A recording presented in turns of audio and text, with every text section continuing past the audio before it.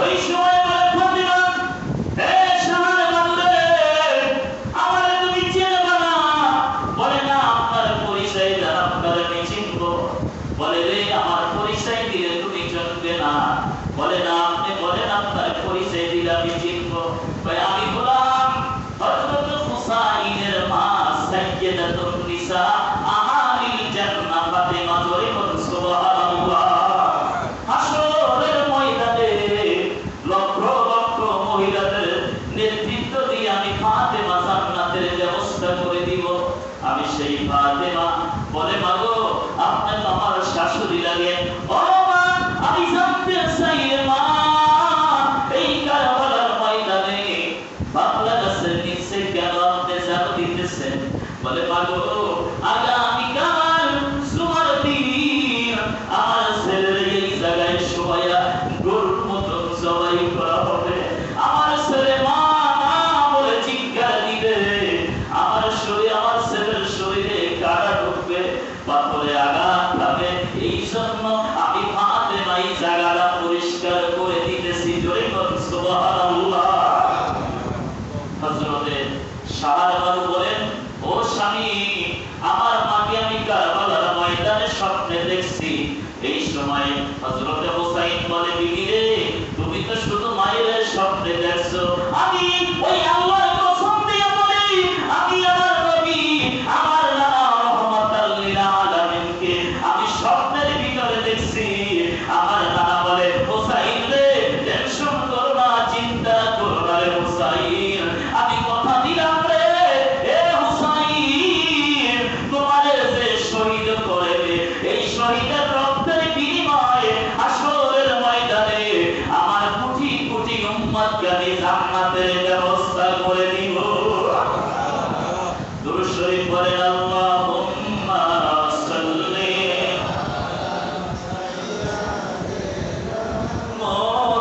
মুহাম্মাদ, আল্লাহুম্মা সাল্লি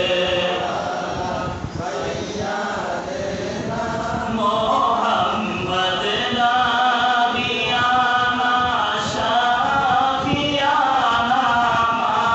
মাওলানা আইসো একা সাইবা একা সঙ্গে কেউ যাইবে না, হায়রে খালি হাতে যাইতে হবে, মাটি হবে বিছানা। আল্লাহুম্মা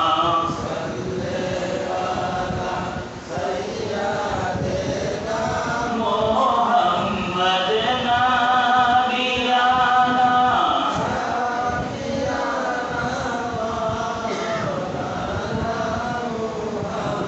হযরতে হুসাইন সকালবেলা বলে, বিবি, কোনো টেনশন নাই, এই জায়গায় আমি শহীদ হব, আমার নানা বলে গেছে। কিছুক্ষণ পরে শাহর বলে, হুসাইন, আমার ছেলে আমার বুকে 3 মাসের বাচ্চা, কোনো কেটে পারছে 6 মাসের বাচ্চা, আমার আলিয়াসগারকে আমি বাঁচাইতে পারছি না, আমাদের খানা নাই, আমি খানা খাইলে সে দুধ পাবে, আমার দুধের স্থান শুকাইয়া গেছে, তুমি যাও আমার ছেলেটারে নিয়া একটু ওই ঘোড়ার নদীর পাড়ে ওদের কাছে বইলে একটু পানি যদি খাওয়াও, আমার মন সাক্ষী দেয়, এই পানির কারণে মানে আমার ছেলে বেঁচে যাবে। সুবহানাল্লাহ। হযরতে হুসাইন বলে, বিবি, তুমি যে কথা বলতেছো পানি দিবে, আমার মন সাক্ষী দেয় তারা পানি দিবে না। বারবার যখন বলতেছে, স্বামী আপনি যান, আমার মন সাক্ষী দেয় পানি দিবে, না বিবি, তারা পানি আমাদের দিবে না। বারবার যখন বললেন, হযরত হুসাইন আলিয়াসগারকে নিয়ে চলে গেলেন। ফোরাত নদীর পাড়ে যাইয়া বলে, তোমার সাথে আমার সাথে ঝগড়া থাকতে পারে, কথার কাটাকাটি থাকতে পারে, মত বিরোধী থাকতে পারে, আমার এই কলিজার টুকরা বাচ্চা, আমার ছেলের একটু পানি দাও। এই কথা যখন বললেন, একজন বলতেছে, হুসাইন, আমি শুনছিলাম আপনার ছেলে আলী আসগরের চেহারার কিছু সাপ রাসূলুল্লাহ আসে, আপনি তো রাসূল দেখি নাই, আপনার ছেলেটার একটু উপরে উঠান। বিদায় और नहया আল্লামা কাসিরের কিতাব সাক্ষী দেয়, যখন বাচ্চাটার কুফর উঠাইলেন, তো আপনার ছেলেটা একটু উপরে উঠান, আবার একটু উপরে উঠাইলেন।